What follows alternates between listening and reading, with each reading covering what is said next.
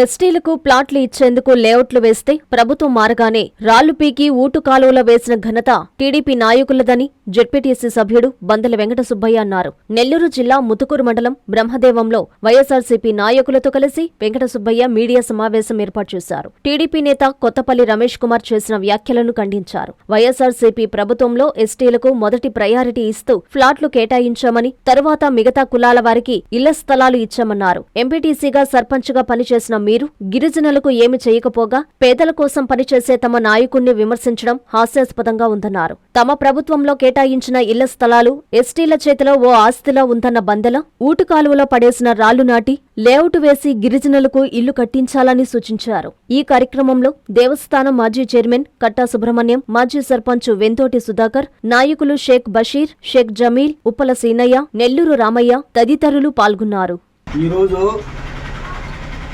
First meet ఎందువల్లంటే నిన్న తెలుగుదేశం నాయకుడు కొత్తపల్లి రమేష్ కుమార్ ఎస్టీ గిరిజనుల గురించి, జగనన్న కాలనీ గురించి మాట్లాడటం జరిగింది. ఆయనకి అసలు దాని పుట్టగతులు ఏమన్నా తెలుసా, దాని పూర్వంతరాలు ఏమన్నా తెలుసా? 2002లో స్వర్గీయ మెట్టా చంద్రశేఖర్ రెడ్డి మండల ప్రెసిడెంట్గా ఉన్నప్పుడు తెలుగుదేశం ప్రభుత్వంలో అది కాంపోజిషన్ కట్టించి దానికి లెవలింగ్ చేసి ప్లాట్లు పెట్టడం జరిగింది. అదే ప్లాట్లలో కొన్ని కారణాల వల్ల ఇల్లు కట్టలేక ఆగిపోవడం జరిగినది.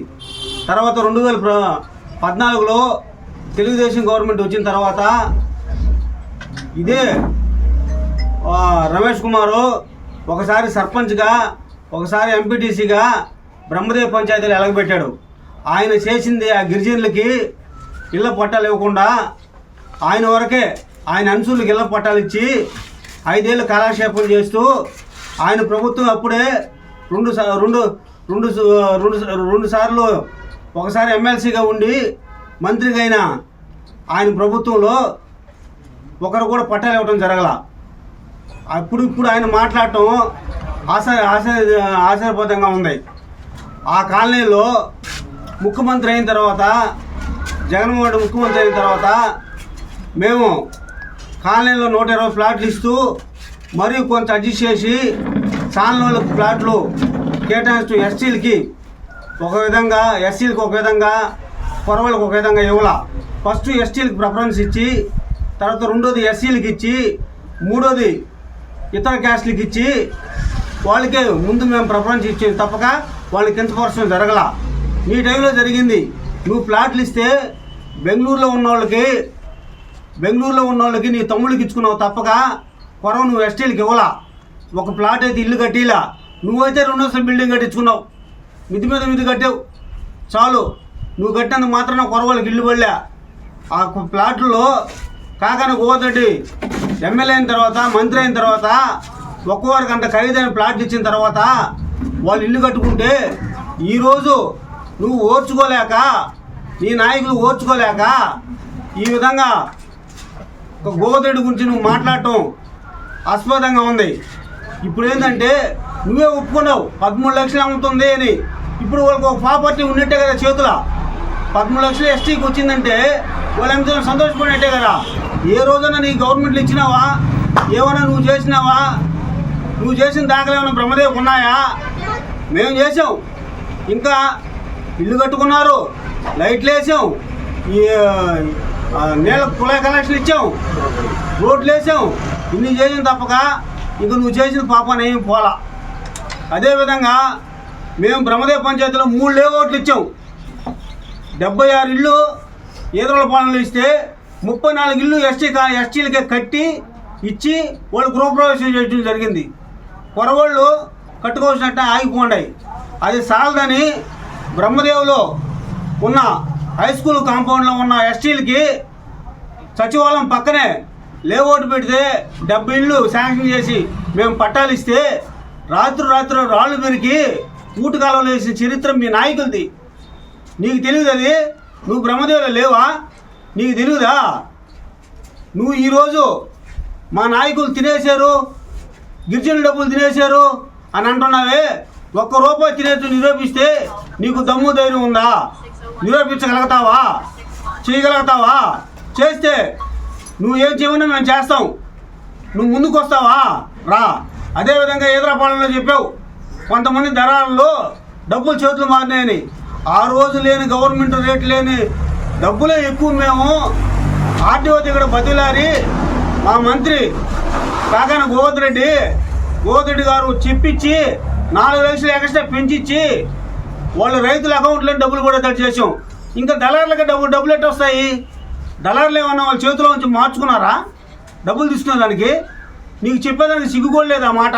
ఈరోజు 34 మంది ఎస్టీలు ఇల్లు బ్రహ్మాండంగా కట్టినాం ఈదరాపాలెంలో.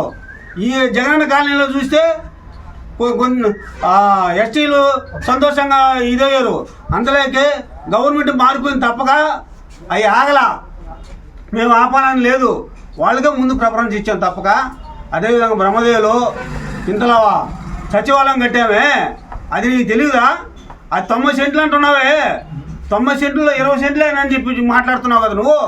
నువ్వు నాయకుడు కదా, నువ్వు బ్రహ్మదేవ పంచాయతీలో ఉన్న నాయకుడే కదా. నువ్వు తీసిద్దురా, ఇది ఎంత ఉంది భూమి, ఇది తీసి ముందుకు రా.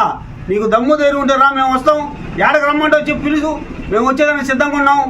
అంతేగాని నువ్వు కాకాని గోవర్ధన్ రెడ్డి చేసే స్థాయి అధికారం నీకు లేదు. నువ్వు ఎంతవరకు అంటే బ్రహ్మదేవ్ కూడా పని ఎక్కువ అయ్యే నాయకుడు తప్పక ఉపయోగపడే నాయకుడు కాదు. నువ్వు ఒక్కరిని ఉపయోగించుకొని ఒక్కరికి నాయకుడి కన్నా పనిచేసి ఉంటావా? ఈ రెండు సంవత్సరాల్లో ఏదన్నా బూడిది తోలేవు. జగనన్న కాలనీలో ఏం చేసావు నువ్వు? సంవత్సరం కిందట సిఎస్ఆర్ ఫండ్స్ వస్తుంది, మేమేంటంటే అన్నింటికి స్లాబ్లో వేస్తాము, రీమోడల్ చేస్తున్నావు అన్నావు. ఏం చేసావు నువ్వు? కళ్ళకు బూడిది కొడుతున్నావు. బూడిద తప్పక ఇంకేమన్నా తోలేవు నువ్వు? ఇంకేమన్నా చేసావా? నువ్వు మాట్లాడే అధికారం నీకుందా?